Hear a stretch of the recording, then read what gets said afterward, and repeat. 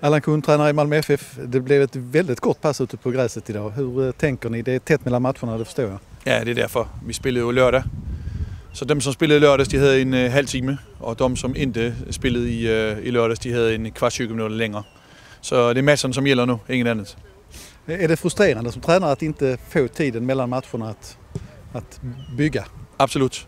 Men det har vi visst hela tiden. Men när vi kom till cupfinalen också, så det har varit mellan 3-4 dagar mellan varje eneste match. Så där finns ingen tid för riktig träning, tyvärr. Är det aningen extra frustrerande möjligen då med tanke på att du har en situation där du måste plocka in en ny högerback på onsdag? Att du liksom inte har utrymmet att träna samman ett lag? Ja, men det får vi acceptera. Men ja, det är klart, det hade varit bättre om man haft en hel vecka till att hitta den bästa lösningen. Nu blir det lite mer på magkänslan. Är magkänslan klar redan?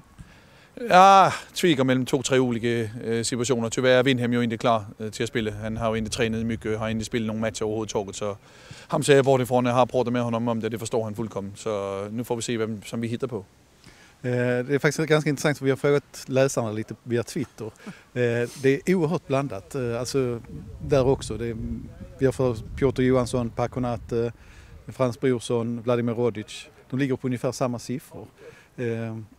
Är det ett dilemma att du inte har en klar kandidat? Ja, alltså hvis Windhem hade tränat mycket, spelat mycket matcher på reservlaget, så hade det helt klart varit honom. Men nu har han haft en mycket dålig vår med skador och sjukdom och allt möjligt, så det var otroligt synd för honom. Så nu får jag hitta på en lösning som är den bästa för laget här till matchen på onsdag. Om man pratar generellt om spelarna, en spelare som Frans Brorsson, ser du att han är en möjlig högerback i en framtid till exempel? Ja, jag vet inte, men alltså, nu har han ju också gjort bra som mittförsvar också, så, men vi kan väl röpa att han kanske är en kandidat, ja. Och så tänker jag på en sån spelare som Vladimir Rodic som har spelat högerback i landslaget faktiskt, men som är väldigt offensiv. Ser du den typen i honom? Nej, men det är riktigt. Han har spelat högerback i landslaget också, men inte för Malmö. Så nu får vi se.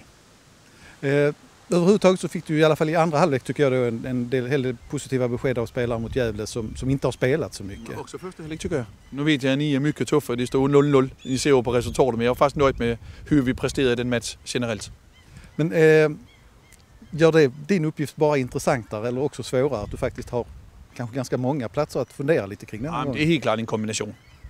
Men det är ju mitt jobb också att ta det beslut. Men det är helt klart att det är någon som blir besvikna som inte är med i truppen överhuvudtaget. Det är någon som blir besvikna och inte är med i startelvan, men det är ju en del av livet att vara fotbollsspelare i Malmö också.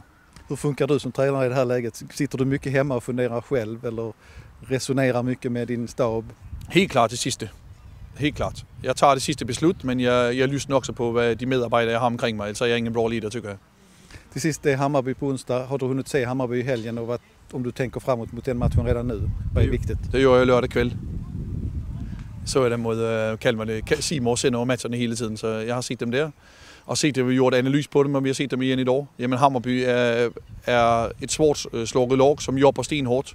Har några bra individuella spelare, speciellt där framme, som kan hitta på. Det är de som gör alla deras poäng, deras två anfallare. Eller släpande anfallare kan du kalla den ene för. Men har inte haft så bra resultater här på det senaste, så de är säkert revanschsugna. Och så bortaplan mot Hammarby, det är ju alltid en tuff match med support och allt möjligt, så det blir en riktigt rolig match att skulle spela. Räknar du med alla disponibla? Jo Inge Berget och Marcus Rosenberg har haft lite skadekänningar. Hur får vi se hur de agerar efter träning idag, och så kör vi lite på imorgon. Och så alla har fått besked på att de ska ta resväska med till imorgon, så uttar vi truppen efter imorgon. Okej, tack så mycket Allan Kuhn. Selv tak.